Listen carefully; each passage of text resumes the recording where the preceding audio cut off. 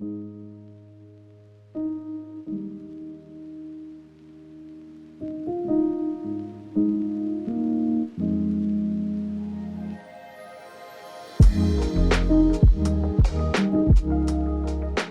my name is Jack Heritage, practical karate instructor from the Cotswolds. And I am Pat Woodward, amateur enthusiast and practitioner in a number of different martial arts styles. And welcome to Season 2 of the Armchair Combatives podcast. Mate, I'm so jazzed for Season 2. I feel like we've been planning this for months and months and months. So true. We've been eking this out, and I know that, well, I say the listeners at home, all 5 of you were really excited to keep you on the beaten track.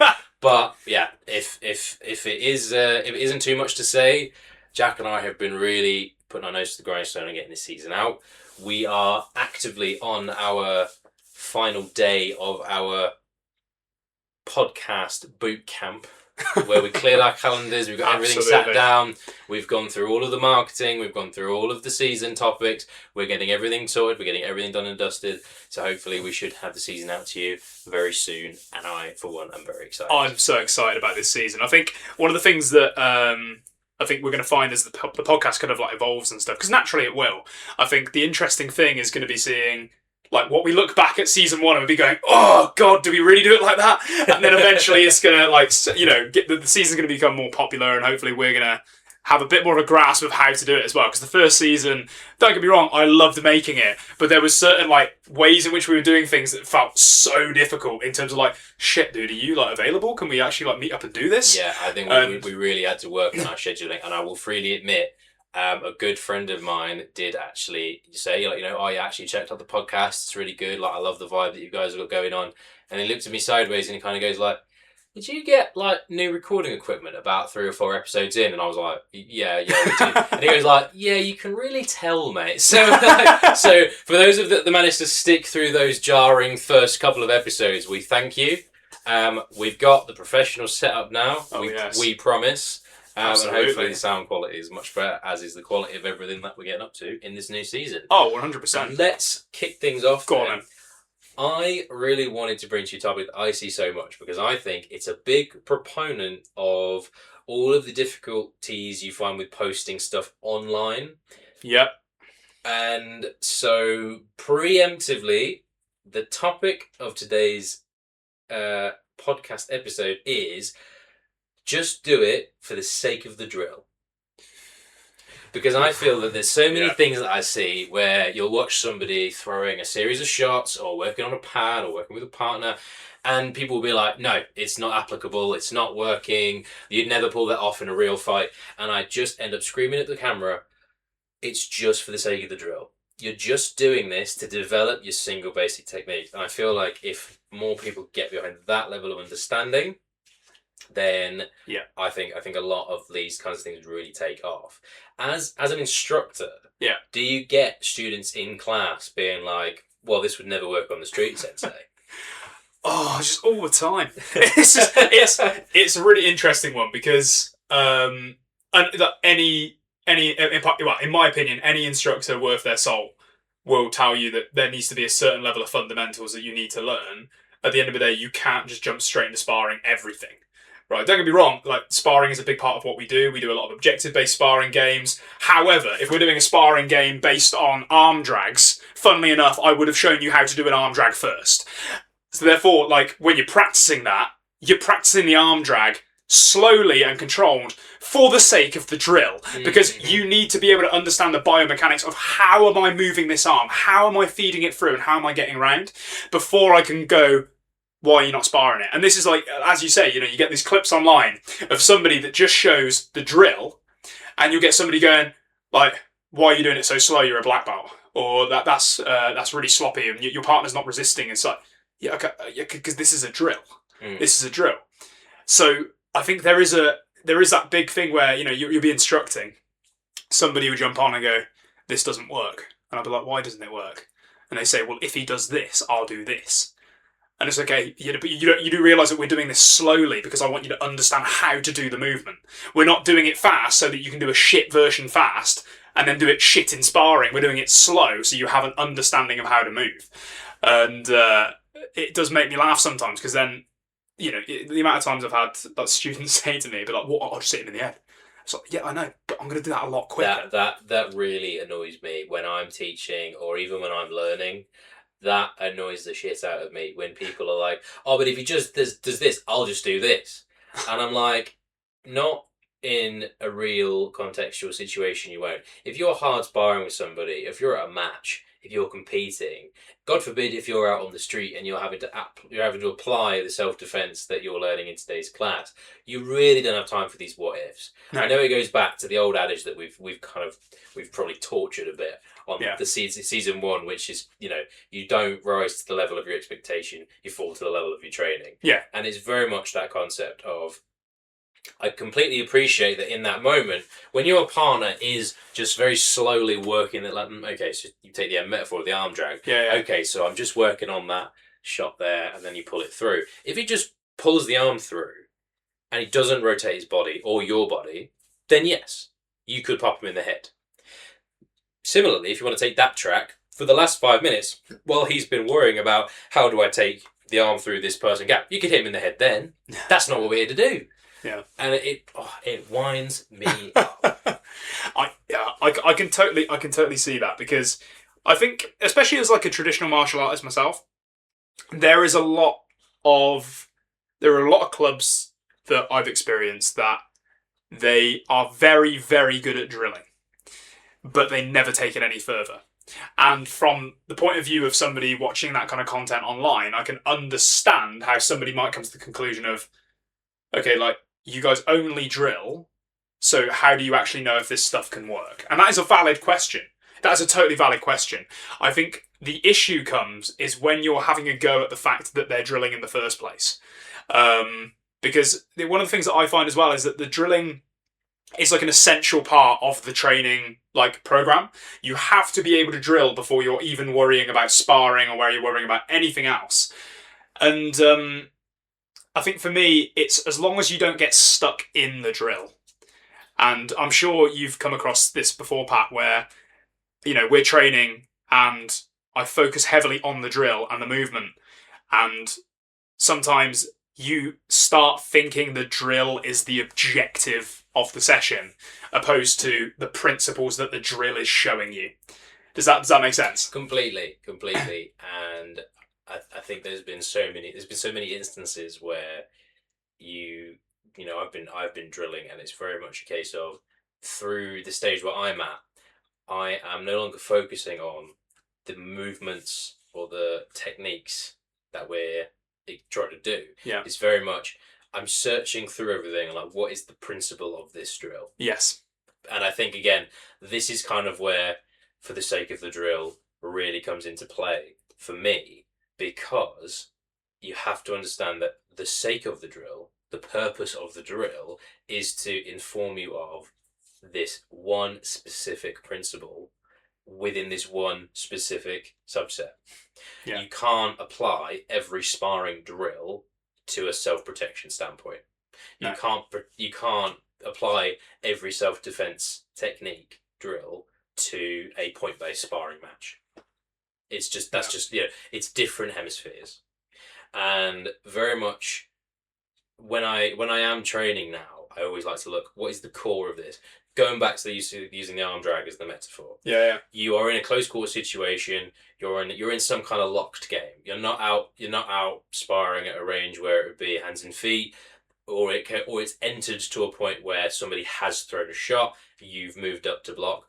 Now the safest way for you to handle yourself is to move that opponent off. Yeah. Make sure their weapons are not facing you. Make sure your weapons are still facing them.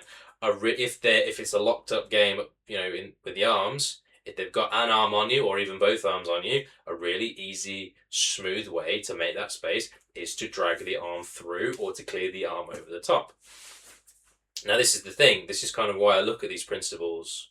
I look for the principles rather than techniques, because the arm drag and the arm clear over the top have the same principle. Yeah. Which is clear the arm, rotate your opponent's body, strike, evade. Yeah. Or escape. Yeah, However exactly. you want to phrase it. It's the same principle, it's just a different technique. And I think but it's also one of those things where, even from sparring with people today, no spoilers as to where we've been, but even for sparring people today, it was a case of with the guy I happened to be training with, he was self-professed as predominantly a boxer. Yeah. When we were doing a drill that involved clearing the arm over the top of the head, it was alien to him. Yeah. It was so far removed from everything he understands as being part of his system and his art. Sure. And he didn't, and it wasn't a case of he was just rejecting it for the sake of it's not boxing. No, But no. it was literally he was explaining it to me in the case of like, if you've blocked with your left arm, to then bring your right arm under the opponent's arm to clear, to pin, to hit.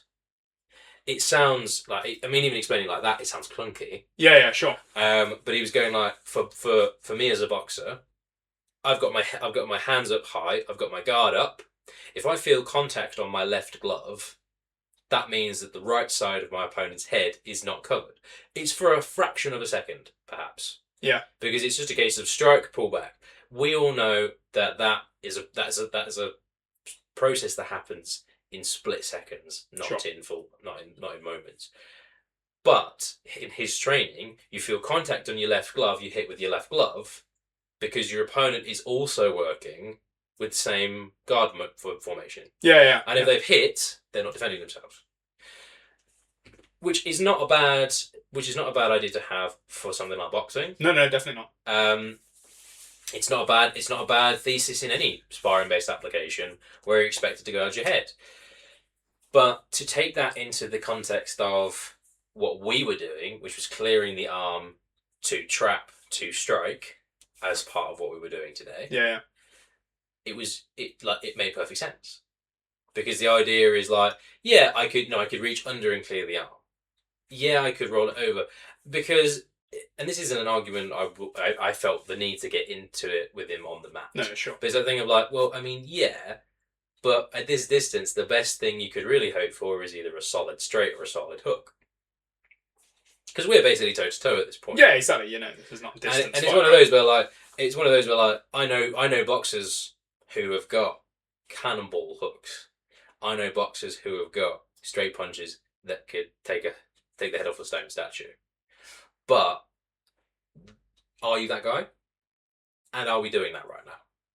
Because if we're in a straight up sparring match, if we're in a boxing match, then yeah, you're not going to clear my arm. That's way out of the rule set. That's nuts. You'd be immediately disqualified, or at the very least, somebody would be like, the ref would be like, "What are you doing?" And you get marked down. But in the context of we are karatekas practicing this kata, and that kata involves clearing and trapping, this makes perfect sense. And this is kind of where I fear a lot of the problem comes from, because if you show a karate drill, then the Muay Thai guys are going to come in and go, well, it doesn't make sense to do it like that because we could just throw the low kick or the knee. Yeah. And then the BJJ guys are going to come in and say to the Muay Thai guys, well, no, it doesn't make sense to do it that way, but it also doesn't make sense to throw the low kick because at that point you should be trying to take him to the ground. And then the Taekwondo guys are coming in and going like, well, no, if you're in this distance, you actually need to make more space. You actually need to pull for this technique to push off, and then you can start going with your kicks.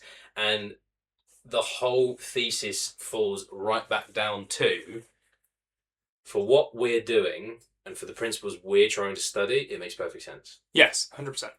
None of those people are wrong. But it's the idea of what I think a lot of people need to understand when they're looking at the drills that they see on the mat, in the class, in the seminar, online. They need to look at it and they need to go, this doesn't make sense for me. Yeah, and I think the point that you brought up there, Pat, is that it all depends. It all depends on what you're doing it for, right? And I can totally understand from a boxer's perspective, trapping doesn't play a huge role. There is an argument to be made that clinching has a role in boxing, as any professional boxing match you'll see. There's always a bit of clinching, and funnily enough, if you watch them in those clinches, they'll try and throw a shot. Always, because it's like that dirty, like, oh no, oh sorry ref, no, I just fell on him, or I accidentally headbutted him on the way in, all that kind of dirty boxing stuff. It happens. But one of the things that you've got to remember is that the karate that we do specifically, our sparring rule set is far more what's the best way to put it? It's far closer to some like akin to that of like MMA, and that the objective is not just striking, it's not just grappling, it's a mixture. And if you watch enough UFC and stuff like that, you will find there will be trapping based techniques where something gets moved, they try and hit them with the other hand, or they get into a clinch, they'll try and move the limbs out of the way so they can get to a position where they can hit them again. Now, don't get me wrong, it's not probably going to be this formalized version that you might find in the drills that you do. However, I can guarantee that their principles are very, very similar to the ones that you might be drilling. In the principle of the drill might be move an arm, hit him in the head. Okay, like you said. And it doesn't really matter which way you've done that, you've understood the principle. Now, the thing that I think drilling comes useful for is that it gives you that opportunity to firstly practice it without the pressure of sparring. So that means you can get it right. But second of all, though, it means you can play around with some of the different variations of the same principle without that worry of, if I get this wrong, I'm going to be severely punished. Which is an important part of the training, right? You need to spar and you need to know, oh, fuck, I should have had my hand up then. Oh, Christ, and he took my head off. Oh, God, I didn't think about that. But I think that is that is not the first stage, right? The first stage is, let's drill this stuff slowly and compliantly so that you have an understanding of, right, how does this move and how can I adapt it to maybe make it work for me? Because, every instructor I've trained with has a slightly different way of doing things and have a slightly different preferences based on their body size, based on their weight, based on their height. All of those kind of things play a role into the things that they prefer to teach. However, all the best instructors I've spoke to have always given varieties of examples of the same principle so that it could be like, okay, if you're a little bit taller and the guy you're sparring with is a little bit shorter, this one's probably not going to be as applicable for you. However, adapt it, right? What's the principle? Move the arm, hit him in the head.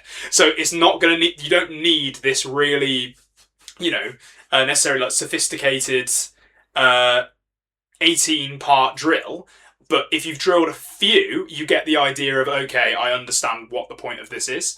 I think an interesting thing to speak to you about, Pat, like regarding the drilling, is actually how it fits into the lesson structure of a class and how that kind of works. Because from my experience, like we drill quite a lot.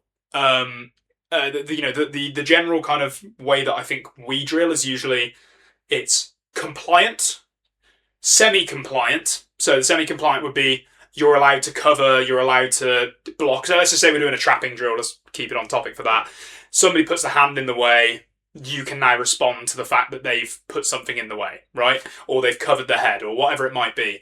And then after the semi-compliance, it's usually like full resistance drilling. So full resistance drilling still being that one person has an objective in that spar, the other person has an objective in that spar. So it's, as an example, my job is to use my trapping and arm manipulations. My partner's job is to land a shot on me. Okay, so they keep throwing the shots. My idea is keep moving the arms and keep flowing in, right? So that could be one way that we play with it. And then the final way is just general sparring, where we allow striking, grappling, trapping, clinching, throwing. All of that stuff can play a role in the way we spar. And provided that you've kind of had that build up in the way in which you've learned the technique or the principle, you should find it happening in your sparring. If you only drill and then move straight to sparring, what you often find is that all of those other little like minutiae that you haven't thought about, like the timing or the resistance and stuff like that, that's when it can become slightly harder to make this kind of stuff work. And obviously we had Jamie Clubb on the podcast last season, but final episode, yeah, absolutely, the season finale. And one of the things that I remember talking about him at the time as well is the objective based sparring. And one of the things that I think he does really well is that we've been doing a very similar process. So for those of you that follow the Cotswold Karate School Instagram, shameless plug, on there we've been releasing our Albo sparring series, and if anybody watches those, that's just a glimpse of what we've done. And that kind of gives you an idea of some of the sparring drills that we've been playing with. However, each of those has always started with a drill. Yeah. It's always started with, right, Jack, you're going to throw the elbow from this position, or you're going to trap the arm, then throw the elbow. You're going to do this, then this. And then funnily enough, it builds, and then Jamie adds the resistance in. After I've got the resistance in, he goes, right, now actually try and hit me. And for me, I think it's a really good process because, like I say, I think there is too much of a jump from drill to sparring for a lot of people. Like, you could drill arm drags compliantly with a partner for an hour. If you tell somebody to now spar it and the other person's throwing hands and bang, bang, bang, bang, bang, you're not going to grab that fucking arm. You've got to understand contextually when that's going to happen in a fight. Oh yeah, I completely agree with you. You raise a couple of really interesting points because, I mean, firstly, from the kind of social media / the kind of online training aspect of things, I think it's really interesting that you mention your elbow sparring series because I think a lot of people are used to seeing these kind of polished, perfected application videos. Sure. You don't have like this thing. You don't have necessarily this full build up of like it starts from this. It starts from a simple thing of clear the arm, elbow to the head, and now it goes into the semi compliance, and now it goes into this. It's the idea of like you're trying to sell the club. You're trying to sell the technique. Yeah. You're putting forward this thing of like this is perfected, well drilled, well oiled application of technique. This is what you could achieve if you train with CKS. Whereas I think that's kind of a weird thing of like, so the layman, for lack of a better word, interprets that and goes like, oh cool, that's what it's supposed to look like. And then there's a lot of muddying of waters when you post the video of I'm training with, X, Y, and Z, white, yellow, and orange belt in my club, and this is the start of the drill, and they're going like, oh, well, the form's wrong, and they're not doing this, and they're not moving their feet, and they haven't covered their head, and they haven't done this. It's like, yeah, because this is the first step of the journey. Yeah. Whereas the video I put out last week was the last step of the journey. And I think, it's like you say, breaking them down and being able to explain that is something that, I think people do better in class. Like, because I'd like to think a lot of my guys know that when we're drilling, that's not the objective of why we're drilling. The objective is that I want you guys to be able to use this stuff. However, I think, on that kind of like video format or social media, TikTok, Instagram, Reels, all that kind of stuff, you have that shorter period of time where you're trying to show, I'm trying to show something. Yeah. And then you end up with something that's either like a really polished drill that you'll get people going, don't fucking work. Or you'll get like a full spar where it looks a little bit messier, and then you'll get people commenting, that's just sloppy technique. It's sloppy, yeah. And, I mean, to be fair, this goes back to our internet episode of just like, these people just want to say something. They want to create distance. And that's not even a martial arts only thing. Oh God, no. That's an internet thing fully. But I think when you go back to the point about kind of drilling it in class, and you kind of ramp up from compliant, semi-compliant, non-compliant. Yeah. I think it is that's the lovely sort of R&D stage before you feel confident to actively pressure test the technique. Yes. Because if you we'll keep it in the realm of the arm drag.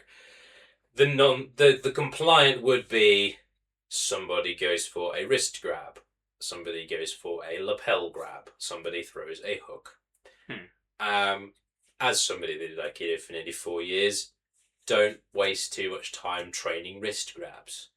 Nobody grabs your wrist. No. Like it's one of those things where like if somebody does grab your wrist, A, it'll be purely incidental, but B, it's such a small minute segment of self-defense, protection, protocol, whatever you want to call it. Like it's not going to come up very often.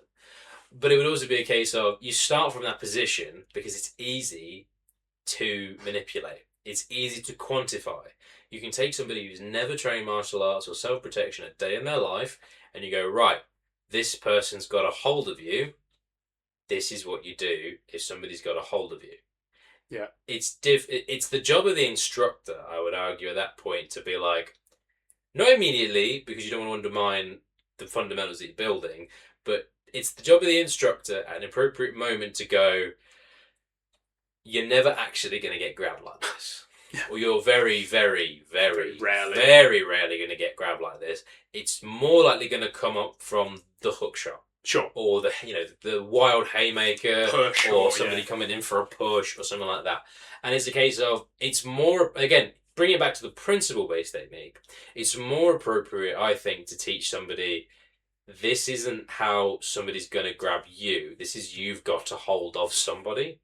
Yes. Yeah. And that comes out in the sort of semi to non-compliant phases of, it's not actually that somebody's come in and they've given you a shove and they've called you a nasty name and then they've grabbed your wrist. Yeah, sure. It's more going to be a case of somebody's come in and they're shoving you and they're pushing you and they're jabbing fingers into your chest, Sure. And they're trying to slap you around the head and they're trying to get a rise out of you. And it's a case of, a safe thing for you to do, quantifiably safe thing for you to do, might be, okay, I need to get hands on them so that I'm inside their sphere. Yeah. And then at that point, okay, he hasn't responded to my technique or my shove or anything like that. Yeah. He's a bigger guy than me. He's stronger. He's, maybe he's just got more grounding. Maybe I just didn't give him the right moment to go. And so now it's a case of, now instead of actively meeting the force, now I need to just move it. Yeah. So you discover, like, now's the time where you just drag offline. Yeah. And I know for a fact that there's lots of fun techniques that arise from when you drill something. It's a case of, again, take the arm drag. You can pull through, and then it's a case of, you've got the elbow shock. Yeah. You could easily transition that into an arm bar. You can easily transition that into a hold and strike. And those techniques aren't any more or less important than the arm drag itself. And it's, again, to bring it back into the sense of, for the sake of the drill, it's important to understand that you might find an elbow shock. Yeah. You might find an arm manipulation. You might find a shot to the head. You might find the setup for a knee or a leg kick. But you are drilling arm drags. Yeah. I don't think it's appropriate for people to...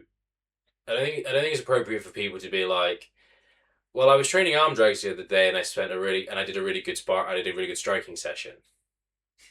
To kind of talk to the metaphor. I get what you mean. It's that thing of, if the instructor's plan was, let's do arm drags, and you transition it into head striking, if it's from anything other than a position of, I've dragged the arm, I've gripped the arm, I'm using that as an angle to then strike at the head, to then get control, to then set up a knee, to then keep hold of the body while I go for a kick, or a neck ring, or a kubiwa, or a throw of some description.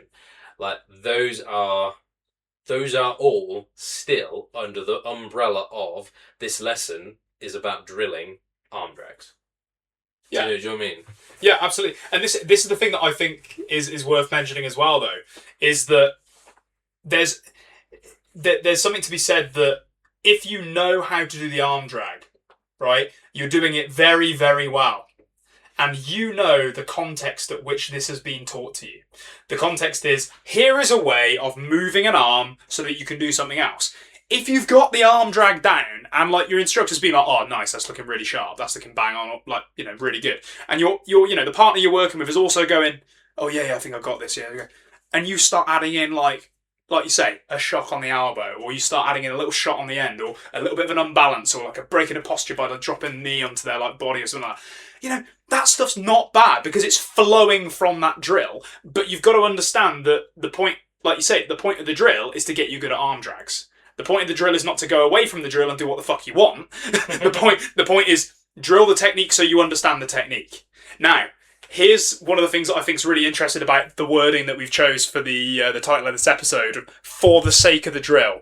Because some people use that as a fucking cop-out, and I hate it. Okay? And it's because, so as an example, you'll get clubs or instructors, and they'll say, so as an example, like you'll get a student that goes, "Why are we doing it this way?" And they'll say, "For the sake of the drill." Right. And Yeah. there is, going with this. and don't get me wrong. As an instructor myself, I've had people say, "Why do we do it like this?" Now, my general response would be, we're doing it for the sake of the drill because this drill is trying to hone specific principle or specific technique. Okay, so it could be, I know we keep using the arm drag. I'm going to change it up because otherwise we're just going to be arm drag the fuck out by the end of this episode. It's like, so let's just say we are learning some head movement drill where the idea is we're trying to slip. Okay, yeah. For the sake of the drill, I'm not throwing this at full speed at the new fucking white belt. Okay. I am. I don't know what you're Funny enough, Pat is no longer a member of Cosmog High School.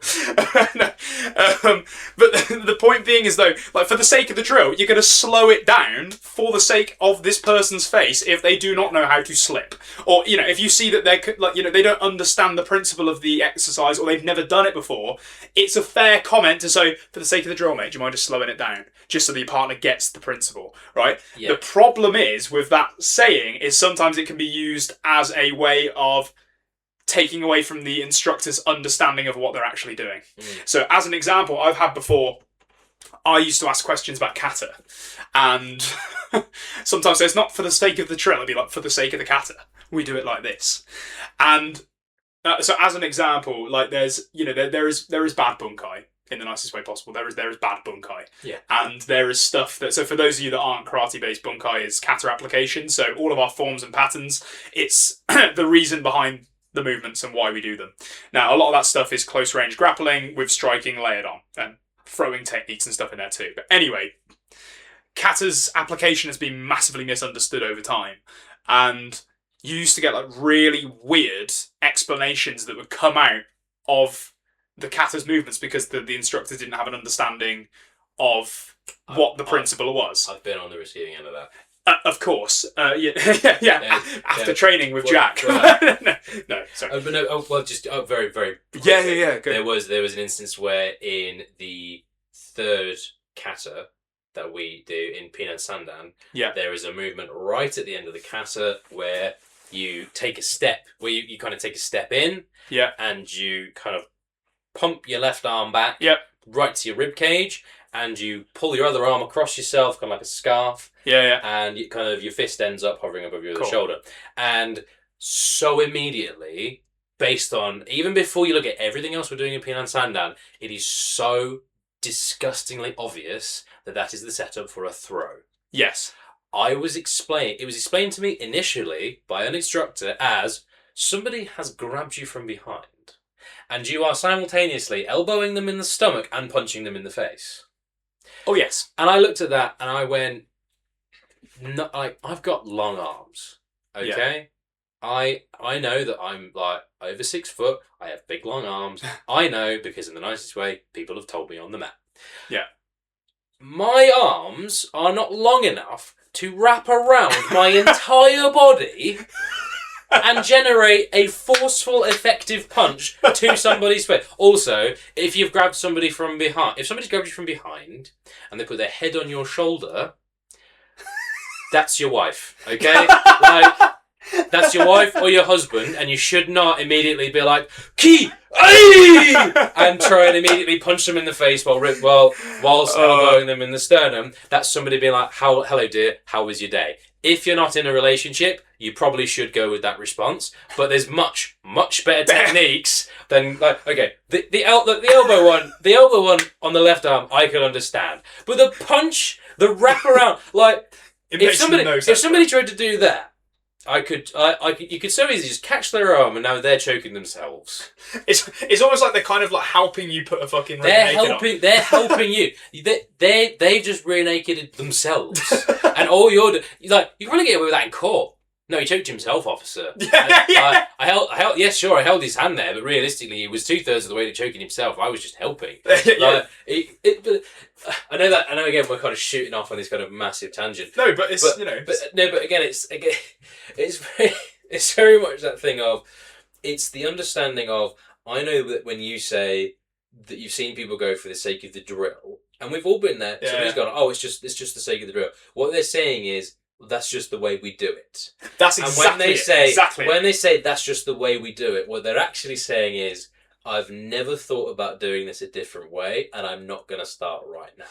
That is 100% it, and that's where I sometimes have an issue because, from my experience, it usually is with kata. It usually is with kata because kata for me is one of the most misunderstood things in karate because as Mr. Ian Abernethy often mentions, karate is often either 3K karate, which is Kion, Kata, Kumite, and he usually says that never the three shall meet, in that they're separate arts and you get good at Kata for Kata, you get good at Kion for Kion, etc. And the funny thing is, there's a lot of clubs that I know that are like that, which, if that's what you want to do, that's fine. So as an example, if I go into the club and I'm like, why are we doing the Kata this way? And they say, because it looks good for competition, I'm going to say, fair enough.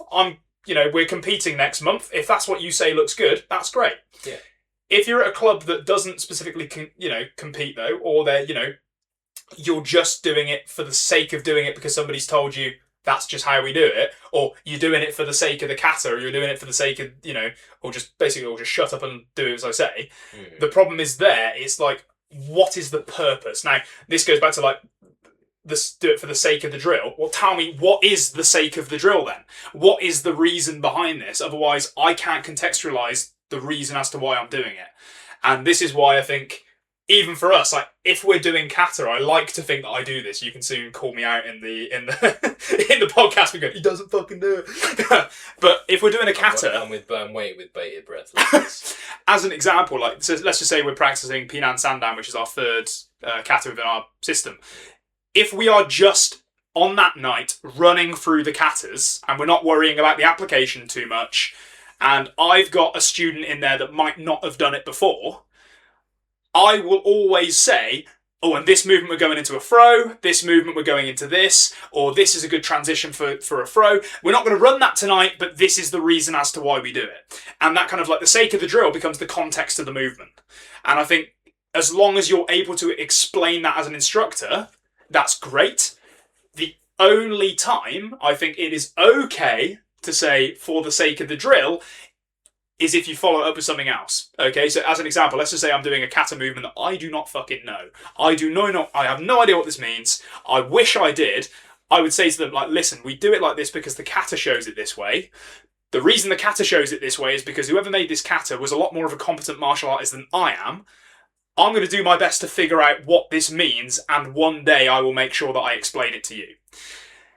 I think that's okay. There's two points about kata that I think really reinforce what you've just said. Yeah. So, learning in CKS, we are lucky enough to have Rio fundamental based practitioners. We're lucky to have Shotokan based practitioners. We're lucky to have we're lucky enough to have kind of a range of different styles of karateka that attend because of the range of black and brown belts that we get. Yeah, sure. And it's really interesting doing kata with them. Yeah. Because some of the movements they have, they over exaggerate where we under exaggerate. Yes. They under exaggerate where we over exaggerate. And I think that is an appropriate time to say it's just for the sake of the kata, in the sense of, this is how I was shown. Yeah. We both understand that we're doing the same move to demonstrate the same principles of a technique. Just because we go into a full deep Junzuki and they do they kind of do a more natural stance, or they do short cat while we do cat stance, doesn't necessarily dictate that what they're doing is right and what we're doing is wrong, or vice versa. As long as we can both put our heads together and agree, this is what the movement is attempting to show. Yes. An example of where this has been wildly blown out of the proportions is in Pinan Yodan, the fifth kata in our system. I don't know if it's the fifth kata. Yodan is Pinan Godan. Godan, There is a motion that is meant to signify and you're going to get this as soon as I start explaining this, there is a motion that is meant to signify you have got a hold of somebody, but they have gone down to the floor in some fashion. So you step over them to then action a more powerful lock. Yes. For no reason that I can fathom, even to this day, that move is signified by you taking up a throwing stance and then leaping into the air to land in a cross stance with a jujutsu. Yeah.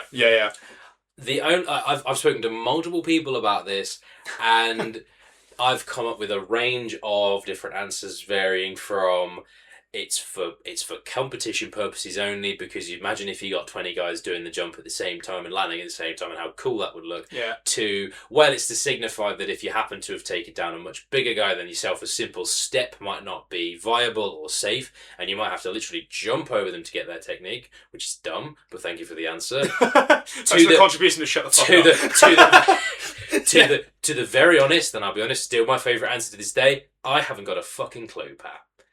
But we do it. But this is what it signifies. Seeing as we're here, and we've got time. So do you want to hear my 2 cents on that? Go on. So this is a bit of a tangent away from the general aspect of this seminar, this podcast. I'm not going to turn this into a seminar. It's £40 an episode. yeah. It's not paying, boys. Just FYI. However, one of the things that I find is that there are movements that have been changed for the purpose of it looks cool, or the purpose of we think this will change it because of this. So, as an example, the most important one is, look, let's make the kata look really pretty, okay? And the reason why things have changed like that is because misunderstandings of the initial purpose, right? So, funnily enough, that kind of stuff has probably happened from instructors that have taught the kata, couldn't be asked to teach the throw and the lock, and they've basically gone, oh, for the sake of it, just spin round. And then over time, that's, oh, he's added a bit of a jump in, I'm not going to correct him, that's fine, just keep going. Or somebody's added a jump in because, oh, I think it looked cool there. And because he didn't know the original purpose, he goes, yeah, that looks awesome, yeah, keep that in, that looks good. Yeah, God, you beat everybody in kata competition now. And then over time, it just slowly bleeds into, this is now the standardised version of this. So for those of you that know karate, the move Pat's on about is an Ippon Seoinage. You take them round onto the floor. Once they're on the floor, you step over them and then apply a lock. Now, Pat's right in that you step over, and that's being kind of exaggerated as jump fucking 20 foot in the air, land on them, and then lock them. And it is absolutely ridiculous. Obviously, in application, you can never make that work. So there is an argument to be made that change in kata is not viable for the application of the movement. And I think a lot of the practical karate guys, that I don't know whether any of them listen to this, but those of them that I know none of them that teach that as, we're going to do a flying Ippon Seoinage and then try and see if we land in this position with a lock on them. They're not, it's not going to happen. No, I think I'll be brutally honest, this is like a real third-hand story. I'm not going to try and remember the name of the school, but I'm going to say this is just the cleanest example of this point that I can think of. There was an Aikido instructor who was sent over to teach. Like there's kind of a movement of Aikido in the sort of 50s and 60s of like, let's send a bunch of Aikido students into like the West. And kind of spread the good word. And a lot of them, some of them went to France, Germany, Poland. A lot of them went to America. Some of them went to England. And one guy in particular, for I'm assuming his own reasons, decided he was going to school in Hawaii. Nice. This is, again, not entirely sure how true this story is, but it was told to me by my former Aikido instructor, and he doesn't get anything by lying about it. So here we go. They have a bit of a reputation for being overly extravagant with their techniques. Sure. And a lot of the techniques they show often have these little hops and these little jumps and these little kind of explosions of movement to get into positions. And to the point where, like, they're called something like the Little Rabbit School or something in certain circles as a bit of a like jovial bit of humour, because a lot of their Aikido has involved from, whereas you take something like Tamiki, which has obviously been militarised and trying to give to the police and the armed forces, and it's very not static, but it's very much like, it's very stiff and very formal, that kind of thing. Whereas these guys are like jumping about and they're doing this and they're kind of rolling everywhere and they're very much like moving around like little rabbits, which is obviously where the joke comes from. And it was basically explained that like the jumps don't help, but the problem is you send a 5'2" Japanese man to go and teach 6'6" Polynesian people. He's going to need to jump to get on their arms. So when he'd be like, hold out your arm, and they'd hold out their arm, and he'd be like hanging off it. So he would have to he'd obviously to get into a lock or to get somebody's arm down for a throw, he would obviously have to have a little bit of a running start. And he'd have to jump up, grab the arm, he's got the wrist. As he comes back down to the earth, that's just force multiplying because you're literally dragging this big dude down with you. That is force multiplying. Then you add in the Aikido technique, and it looks phenomenal because this little 5'2" Japanese man has just thrown your man halfway across the room, and he weighs like twice his size. It looks great. It's going to take off. Yeah. But the problem is that you distill that through a lineage of 4 to 5 to 6 generations of students who don't understand that the founder of this school was a 5'2" Japanese dude teaching 6'6" Polynesians. And they go like, well, my instructor said I need to jump. And so did his instructor. And so did his instructor. And so did his instructor. Yeah. And it's very much, that's kind of an example of, not necessarily an incredibly bad habit, but it's the example of, this is kind of how habits that aren't explained can become bad habits. Absolutely, yeah. And I think it's very much the case of, I've asked people about the jump in Pinan Godan, and a lot of people have said it's probably something that's been added for a bit of pizzazz to make a kata look good in a competition. It's not 100% necessary. Don't get me wrong, if you take somebody to floor and you're trying to get over him for a lock and he's grabbing at your legs, you might just need to jump over the dude. But if I was going to teach that lock sequence to somebody, I would, especially for their safety, I would always teach them as you're stepping over them to rotate their arm into the right position to then crank on that. Put the lock on, yeah. And I think this is kind of an instance where one of the sort of catch-alls under the umbrella of for the sake of the drill is, yes, it can be used in a negative connotation, but it's appropriate to ask your students or the people that you're teaching to do it a certain way for the sake of the drill.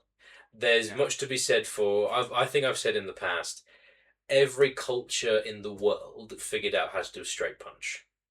Yeah. No culture or martial arts system owns the straight punch. No, of course not. But everyone will have a slightly different method of teaching the straight punch. Because everyone has slightly different stances. Everybody has slightly different, you throw the straight punch to get into the clinch. Do you throw the straight punch as an opener to evade and then throw the kick? Do you throw the straight punch because it's one of the 6 punches that you are able to do in your sporting outlet? #boxing.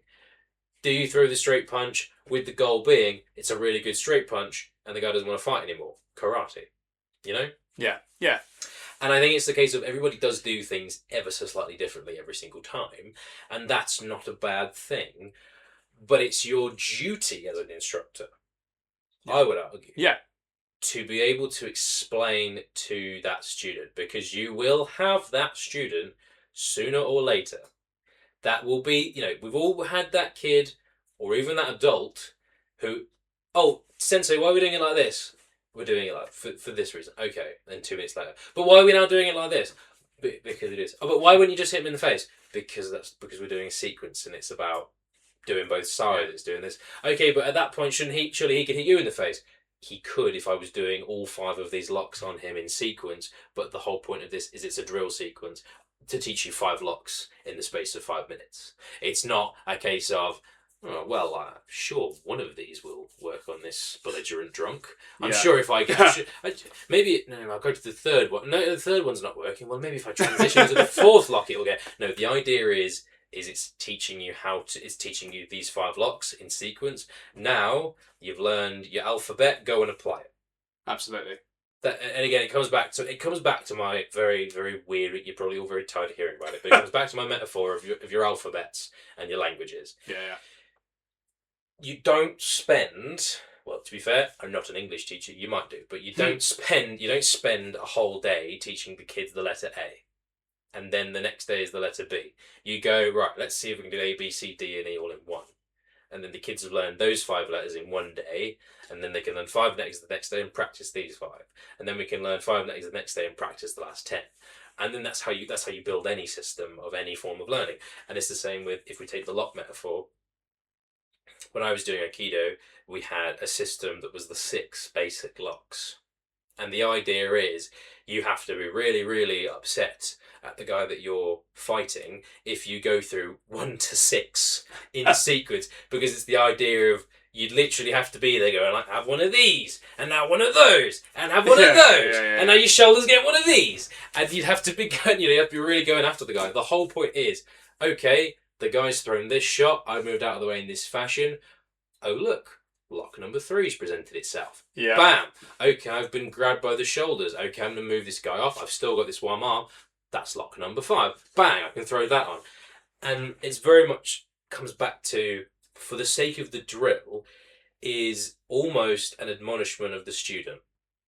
We're doing this for the sake of the drill now, because if I try and take you from the point you're at to live sparring this technique, someone's going to get hurt, and at least it's going to be you.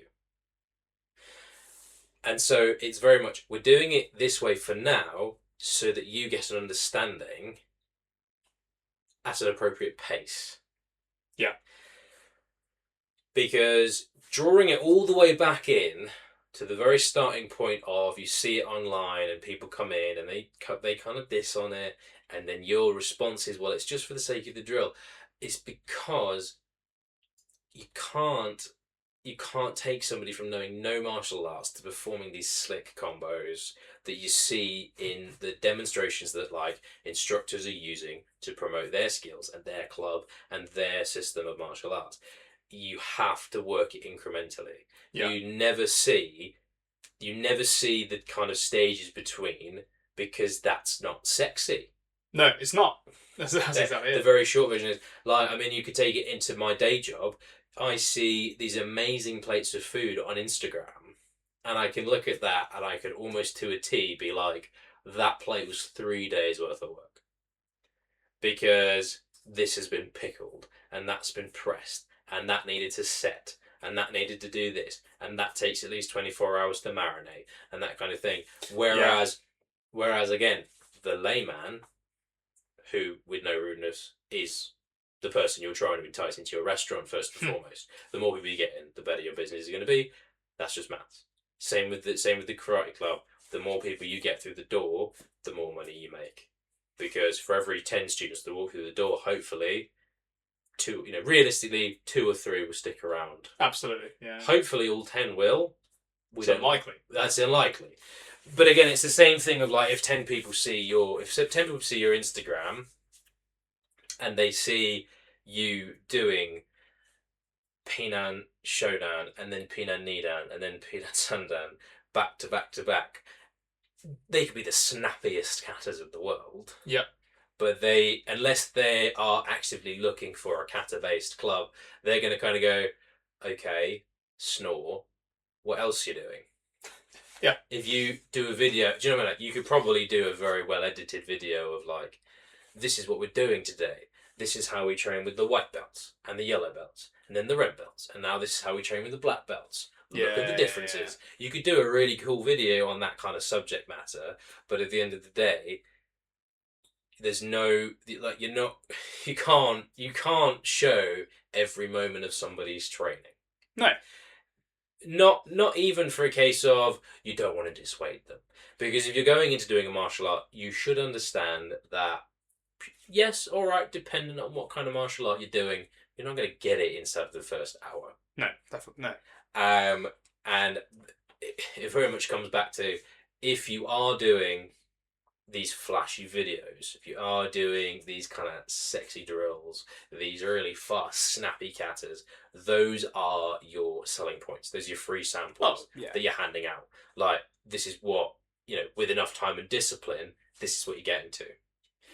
And when you post drills, unless you're willing to type out a paragraph explaining why you're doing the drill in the way that you're doing, which, let's be honest, 70% of the people aren't going to read. Yeah, it's true. You're going to get these people who are coming in going, well, that wouldn't work. Yeah. And again, we're not going to do this in a kind of internet-based thing. We did the internet episode. Yeah. And it was great. But there's always going to be tiebacks, right? But there's always going to be tiebacks. And I think the reason why I really wanted to bring, for the sake of the drill, as a mindset to people, it very much becomes a case of, for the sake of the drill, there's a very catch-all mentality of, it can prove exactly what you're doing. Yeah. It can prove you really don't know what you're doing. Yes. And this is why I really wanted to bring it to the table today. I think it's a really important thing to talk about. Like I said, so I'm just closing point now, Pat, but for me, drilling can be the make or break for a lot of people in martial arts.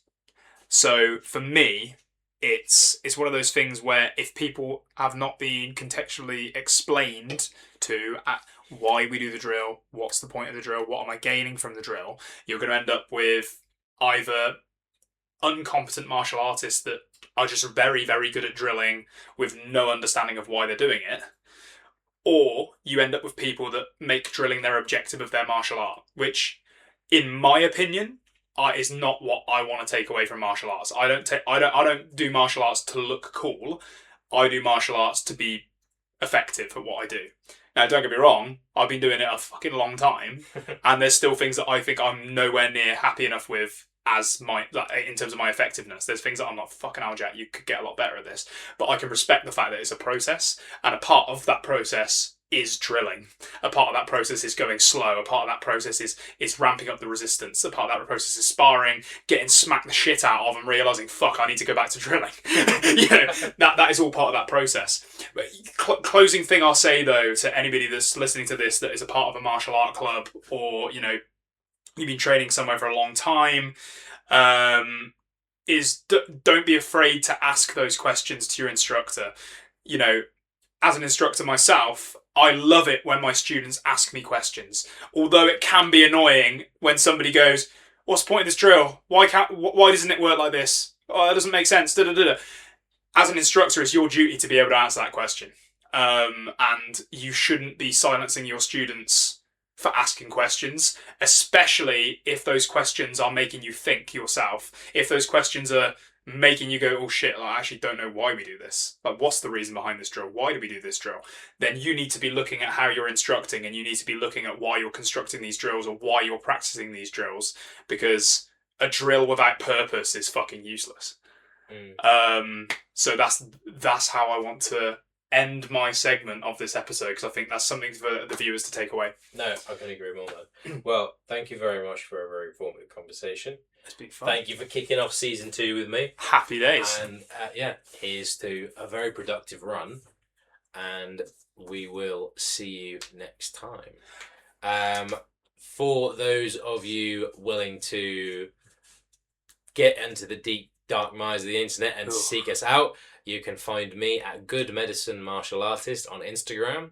Jack, where can we find you, and where can we find the club? So, if you want to check out the stuff that I specifically do, then you can find me on www.cotswoldkarateschool.com. On there's plenty of stuff, including seminars that we host. We host people like Ian Abernethy, Jamie Clubb. We've recently had Jeff Chan with us. We've had a lot of different interesting people recently.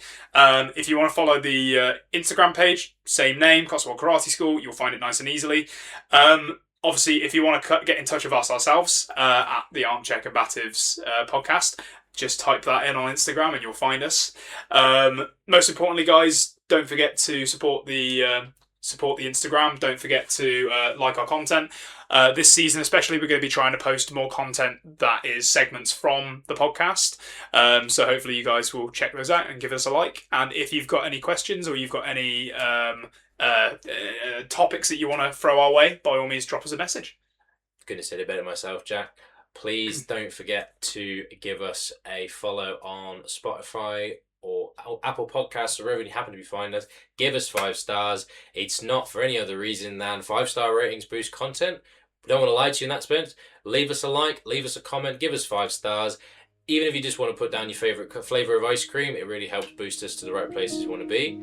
Thank you so much for listening, and we'll catch you next time. See you later.